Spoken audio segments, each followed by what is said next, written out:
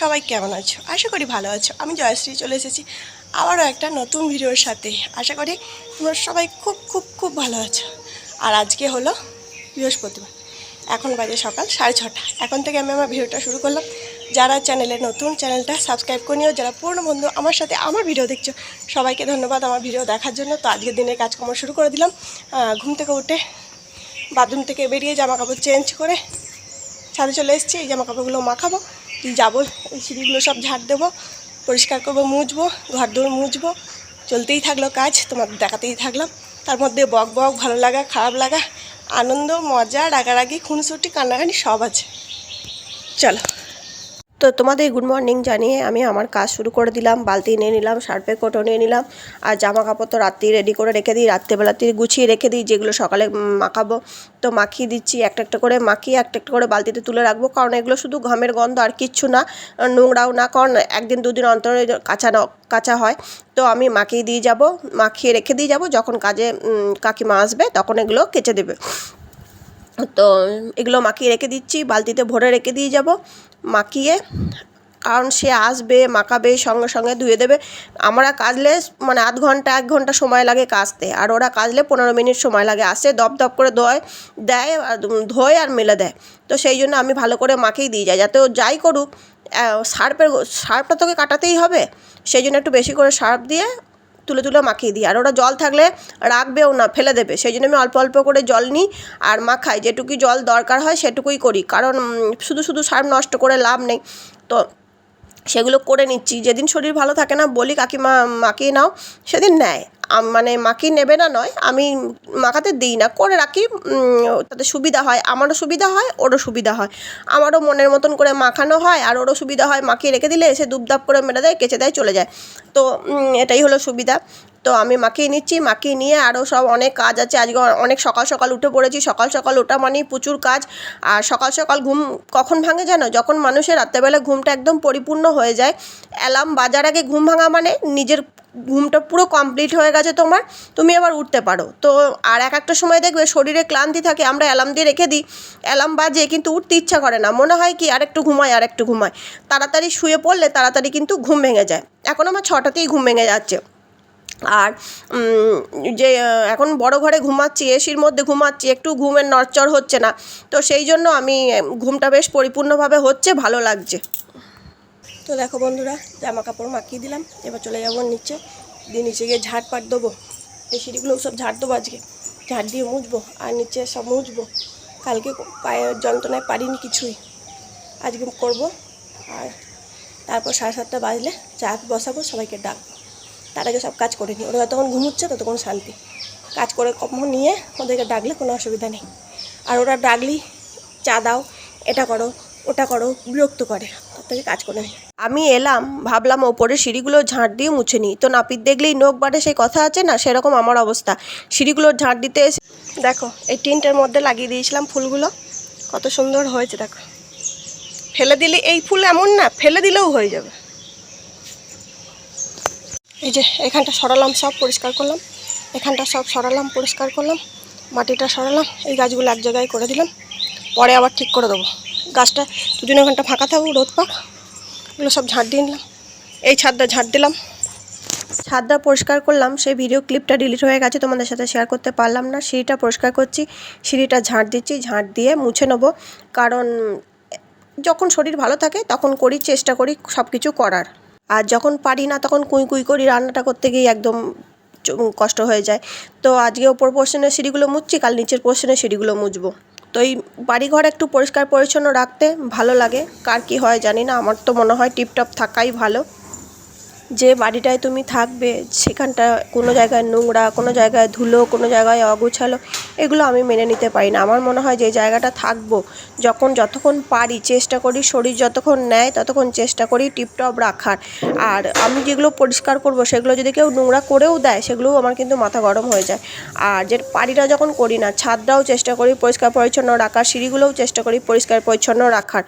বাড়িটা তো থাকি না, কারণ তোমার চারপাশটা যতটা সুন্দর থাকবে তুমি ঠিক ততটাই ভালো থাকবে। তোমার চারপাশটা যদি নোংরা হয়ে থাকে তোমার দেখলে নিজের মনটাও খারাপ হয়ে যাবে, শরীরটাও খারাপ হয়ে যাবে। তাই চেষ্টা করি সবসময় ভালো করে রাখার, যতক্ষণ শরীর চলে, যতক্ষণ পারি। তো যত বাড়ি বড় হয় তত মানুষের পরিশ্রম বাড়ে, কাজ বাড়ে। যত সুন্দর করে বাড়ি রাখতে যাবে তত কিন্তু নিজের পরিশ্রম হবে। আগে কিন্তু আমার খুব তাড়াতাড়ি কাজ হয়ে যেত, মানে কাজ কম থাকতো, অনেক সময় থাকতো, রিলস করতাম, ভিডিও করতাম, সবটা গুছিয়ে রাখতে পারতাম। কিন্তু এখন কাজের সংখ্যা এত বেড়ে গেছে, আমার ওপর এত প্রেশার পড়ে গেছে, রান্নাবান্নাই বলো, কাজকর্মই বলো, মানে নিজের জন্য একটু সময় পাই না, রেস্ট পাই না। এক একদিন তো এমন হয় বসতে টাইমই পাই না। তো সব দিকটা পরিষ্কার পরিচ্ছন্ন রাখতে যাই বলেই হয়তো এরকম হয়। তো কী করবো বলো, একটা অভ্যাস আমার। কিছু কিছু মানুষ, এক একটা মানুষ এক এক ধরনের। আমি যেমন পরিষ্কার পরিচ্ছন্ন রাখতে পছন্দ করি, কেউ কেউ আছে রান্নাটুকু করে নিল, ঘরে বসে থাকলো, মোবাইল দেখলো, নিজের মতো সময় কাটালো, হয়ে গেল। তো কাউকে হতে হবে না যে সারাদিন ওসের কথা শুনে এত যে নিজে পড়াশোনা করো। ওস নয়, না বলতে পারে হলো না। ওস ও। আমি বলবো না, তুই দেখিস না ওকে, তাই ওকে আমাকে জানতেই হবে, বলতেই হবে। বললো না। তো সব দেখবিও না, জ্ঞান মারছে, নিজে পড়াশোনা করে না আবার জ্ঞান দিচ্ছে। বড় বড় অ্যাক্টাররা ওর কথা শোনে, বড় বড় তুই চারটা নয়, বড় বড় মানুষদের কথা শোনে। তুই ওটা ভালো ফিলোসফার। তুই দেখে কি শিখছিস? ফিলোসফি। আমি তো তোর মধ্যে কোনো পরিবর্তনই দেখছি না, পড়াশোনায় কোনো উন্নতি দেখছি না। এর সঙ্গে পড়াশোনা করেনি, ও তো টিচার ছিল, প্রফেসর ছিল। আচ্ছা পড়াশোনা করি, কিন্তু ওই যে তারপর বড় বড় ভাষণ দিয়েছে, জ্ঞান দিয়েছে, তার জন্য তোমাকেও পড়তে হবে। জ্ঞান দিচ্ছে মানুষ, তোমার জ্ঞান তখনই শুনবে যখন তুমি সফল একটা মানুষ হবে।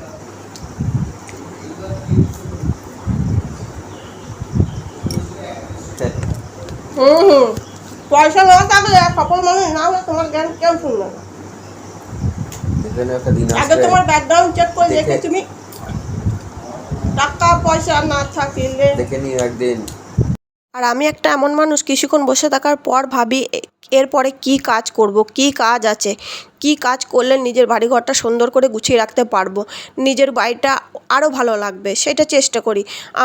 আমাদের মেয়েদের অভ্যাস জানো তো, সংসার করা, সংসার গুছিয়ে রাখা, সবাইকে টিপটপ রাখা। আমাদের বাড়িতে একমাত্র আমি যে মানে গুছিয়ে গাছিয়ে রাখি, নিচের পোর্শনটা শাশুড়ি গুছিয়ে রাখে। আর কেমন গুছিয়ে রাখে সেটা তোমরা দেখেছো, সেটার জন্য নয়, ওর মতন করে গুছিয়ে রাখে, আমি আমার মতন করে গুছিয়ে রাখি। আর ওপরের দিকে আমার ছেলেই বলো, আমার স্বামীই বলো, কেউ কিচ্ছু করে না, মানে ওরা নোংরা করে আর আমি গুছাই আর ওরা নোংরা করে, আমি বলি, তারপর আবার লেগে যায় তুলকালাম। করার দরকার নেই, ওরা এক কথাই বলে দেবে করার দরকার নেই, করো না, কে করতে বলেছে? এর কোনো উত্তর হয় বলো বন্ধুরা? আমাকে কেউ বলবে যে তুমি ঘরদোর গুছিয়ে রাখো, তবে কি আমি গুছিয়ে রাখবো? আমি এখনকার মেয়ে, তারপরে 5টা মানুষের বাড়িঘর দেখি, ভিডিও দেখি, নিজের সংসার নিজের মতো করে গুছিয়ে রাখবো, এটা বা কাউকে বলতে লাগে? আর সেই গোছানোটা কষ্ট করে তুমি গোছাবে, সারাদিন পর কেউ যদি এসে নোংরা করে দেয় বা ঘরদোর নোংরা করে রাখে, সেটা কি ভালো লাগে বলো? তখন কি মাথা গরম হয় না? তোমরা হলে কি করতে? আমার মতো তোমরা কি চেঁচামেচি করতে না, নাকি কুল থাকতে? তো আমি যদি নোংরা করে রেখে দিই, কোনো গুছানো গাছানো না করি, তাহলে হয়তো আমার রাগ হবে না। কিন্তু আমি গোছাবো, কষ্ট করব, সময় নষ্ট করব, শরীরকে প্রেশার দেবো, তারপরেও তোমরা নোংরা করে দেবে, সেটা তো ঠিক নয়। কত দিন আগে রাহুল ওপরে ছাদে গেছিলো সেটাও বলতেই পারবে না, বোধহয় মাস 3 আগে গেছিলো। ও মানে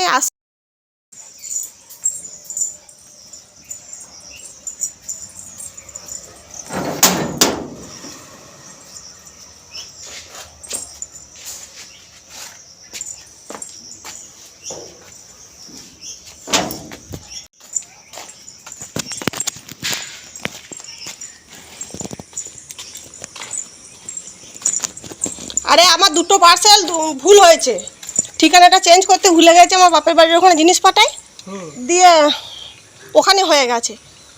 অনলাইন করবে না, পয়সা নিয়ে এসেছি। বাবা, অনলাইন করতে গিয়ে যা ঝামেলা, দেখিস পড়ে যায় না, একটা খুচরো আছে।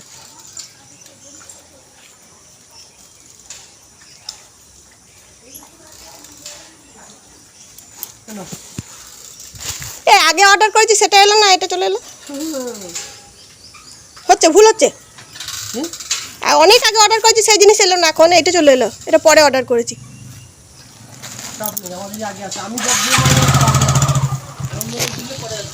ও ও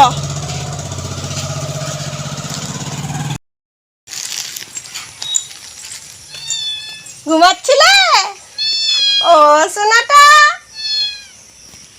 এই দেখো আমাদের খেপি সকাল থেকে খেপামো করছিল। কে? ওরে বাবারে, ঘোড়া হয়ে যাচ্ছে, লম্বা হয়ে যাচ্ছে। ওরে বাবারে, ও সোনা, এই যে চলে এসেছে। একটা অর্ডার দেওয়া ছিল আগে, সেইটা এলো না, পরে যে অর্ডারটা দেওয়া ছিল সেটা চলে এলো। আমাদের সামনে বিবাহবার্ষিকী, ওর জন্য রাহুলের জন্য এটা অর্ডার দিয়েছিলাম, এটা চলে এসেছে।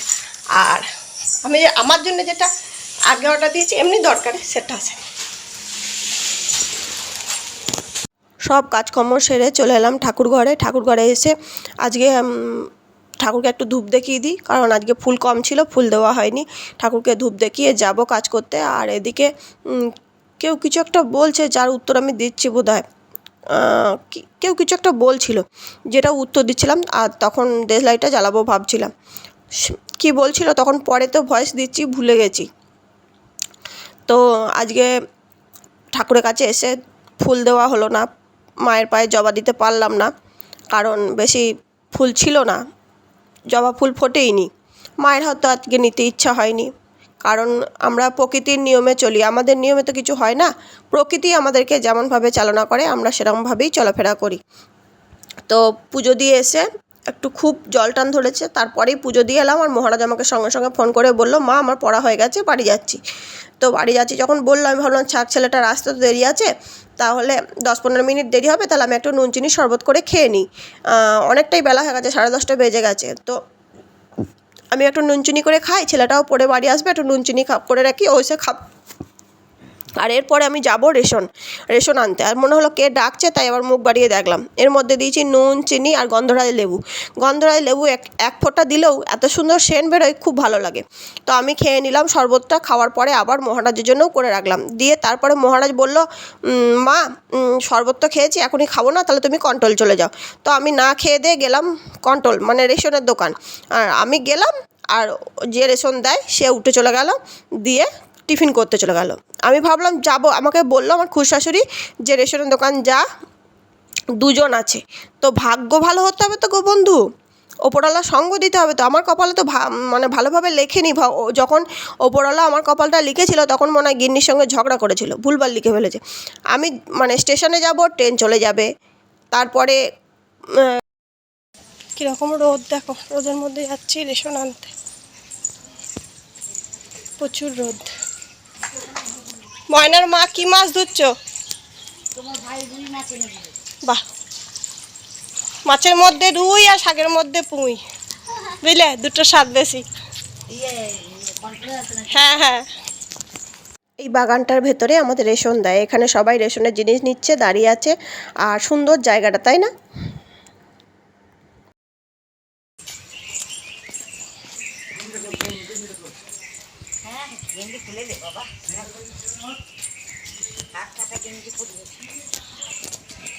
এটা হলো আমার শ্বশুরমশাইয়ের নিজের বাড়ি, যেই বাড়িতে লেবু গাছটা, সেই লেবু গাছে প্রচুর লেবু ধরেছে। আর বাড়িটা তোমাদেরকে দেখাচ্ছি, দেখো এই বাড়িটাই আমার পিসশাশুড়ির ছেলে বাড়ি করেছে, তো সেটাই দেখালাম। এত দূর এলাম, যেই বাড়ির দরজা এলাম, আর রোদটা নিভিয়ে দিল। উপরওয়ালা খুব চিটিং করে আমার সঙ্গে। আমি যেই কন্ট্রোলে গেলাম, লোকগুলো খেতে চলে গেল। আমি ছাদে গেলাম, রোদটা দিয়ে দিল। দেখলাম রোদ নেই, দেখে গেলাম, রোদ দিয়ে দিল।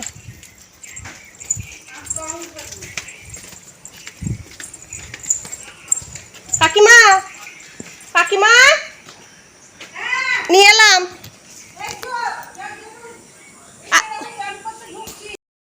আমাদের সুন্দরী তো এইটুকু, আর এত বড় ছাগলকে তারা করেছে, এসে ছাগলকে বাড়ি থেকে বার করে দিয়ে এলো। বললাম না, ওরা কোলে কোলে নেয়, বিছানায় নিয়ে শোয়।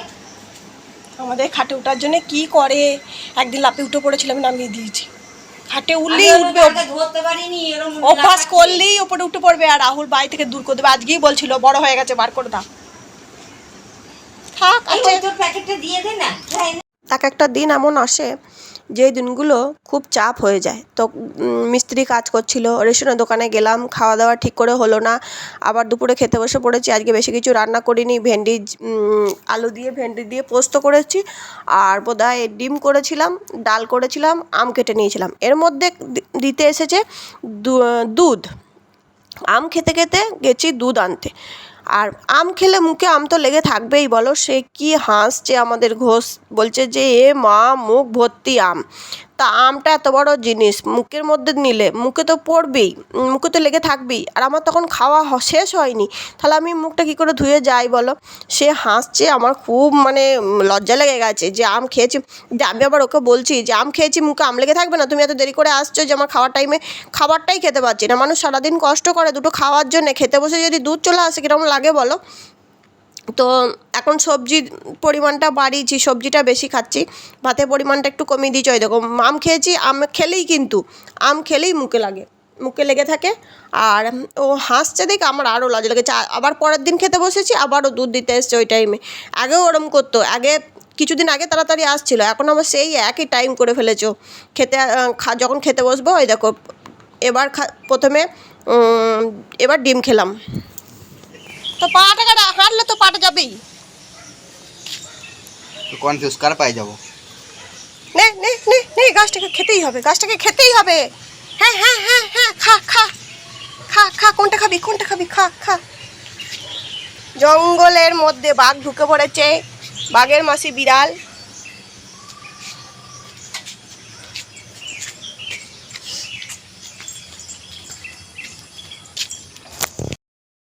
বিকেলে এলাম গাছে জল দিতে, গাছে জল দেওয়া হয়ে গেছে। এবার আমাদের সুন্দরীকে নিয়ে একটু খেলাধুলা করছি। ও তো খেলাধুলা করতে পারে না, তাই ওকে একটু নিয়ে খেলাধুলা করাচ্ছি। খেলাধুলা করিয়ে আবার নিচে চলে যাবো, খানিকক্ষণ থাকবো, নিচে চলে যাবো। তো যদি আর কিছু করি তোমাদের সঙ্গে নিশ্চয়ই ভিডিওটা শেয়ার করবো, আর যদি কিছু না করি ভিডিওটা এখানেই শেষ করে দেবো। সবাই ভালো থেকো, সুস্থ থেকো, নিজেদের শরীরে খেয়াল রেখো। টাটা।